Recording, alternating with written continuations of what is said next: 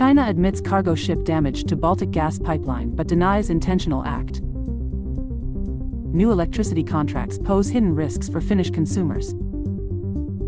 Southern Finland road repair project could begin next year if funding secured. Finnish government's abandonment of early childhood equality plans sparks concern.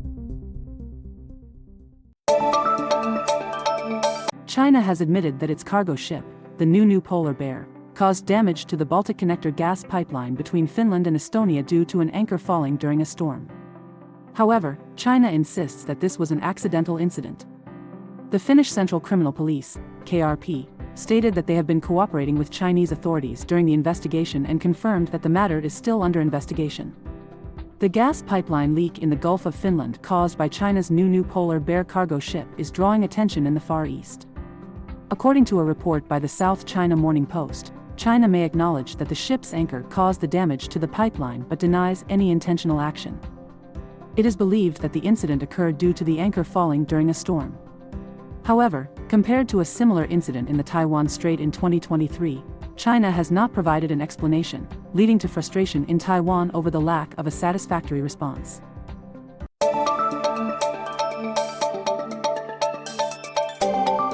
Electricity companies have begun selling a new type of contract, but buyers need to be aware of 3 potential risks.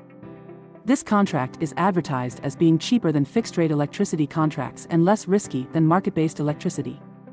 However, experts warn that comparing these contracts is very difficult, which may lead to buyers signing contracts without fully understanding the terms.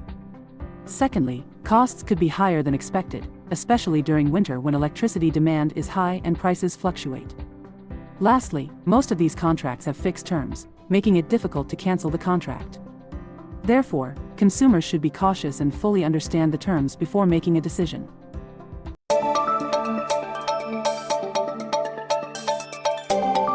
A major road repair project in southern Finland could begin next year if funding is secured this fall. Specifically, the upgrade of National Road 15 between Kotka and Kuvula is expected to receive €122 million. Minister of Transport and Communications Lulu Ran-Eni has committed to ensuring that this funding will be secured and is confident that the additional €46 million needed later will also be arranged. National Road 15, which has been awaiting an upgrade for over 20 years, will start its initial phases in 2025 if the budget is approved.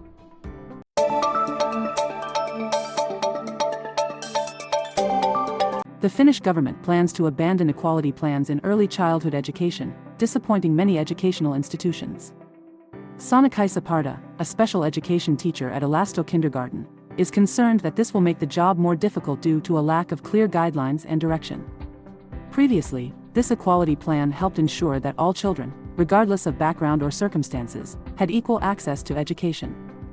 Although the Minister of Education emphasizes that the importance of equality is not being diminished, the reduction in paperwork may create new burdens for local authorities.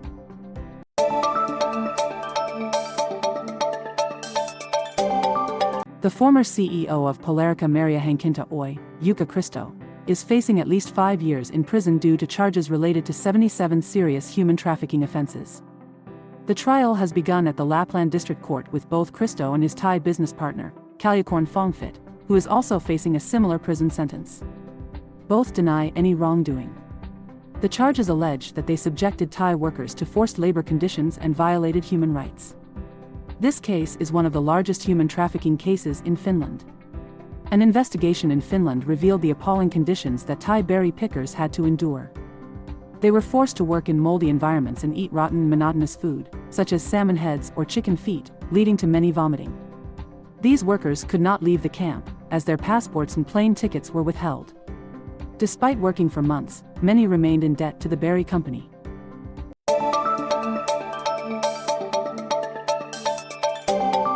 Last weekend, there were 3 serious incidents of violence involving teenagers in the Finnish cities of Jyväskylä, Vantaa, and Tuusula.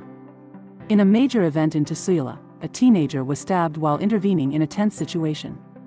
In Vantaa, another teenager was attacked with a sharp weapon, resulting in serious injuries. In Jyväskylä, a 6th grade student was stabbed during an argument. According to expert Antti Kivijärvi, such incidents often occur at the start of the school year when teenagers gather in large numbers.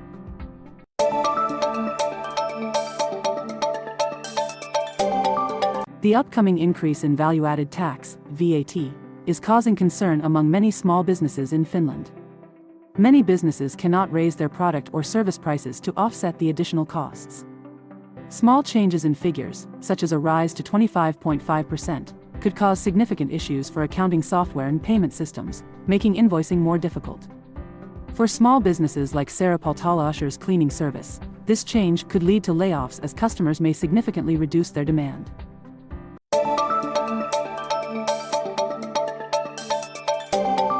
Recent public transportation reforms have led to surprisingly cheap ticket prices on long-distance routes from city centers to neighboring regions. For example, a journey from Paimio to Naantali via Turku costs only €2.5, despite covering nearly 50 kilometers and requiring a transfer. Similarly, the trip from Kuru to Tampere has dropped from €7.5 to €3.71 after regional reforms. However, the number of trips has been reduced, and travel times are longer compared to driving by car. Nevertheless, the cheap fares encourage the use of public transportation, especially for long commutes.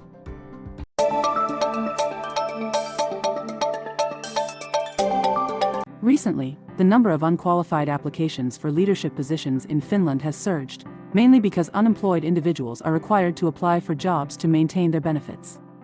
This phenomenon stems from a new customer service model implemented 2 years ago, which requires job seekers to apply for at least 4 positions per month.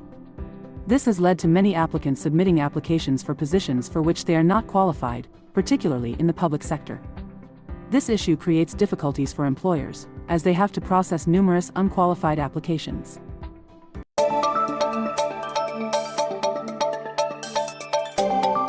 Merit Hapasari, who cares for her 94-year-old father, fought to keep her care allowance from her welfare region. Despite her father's condition not improving, the region lowered her allowance after conducting a care assessment. Hapasari did not accept this decision and appealed. However, the welfare region did not change its decision without conducting a new assessment. After nearly half a year of fighting, Hapasari finally had her maximum care allowance restored. Her story highlights the inequality in care allowance systems across different regions.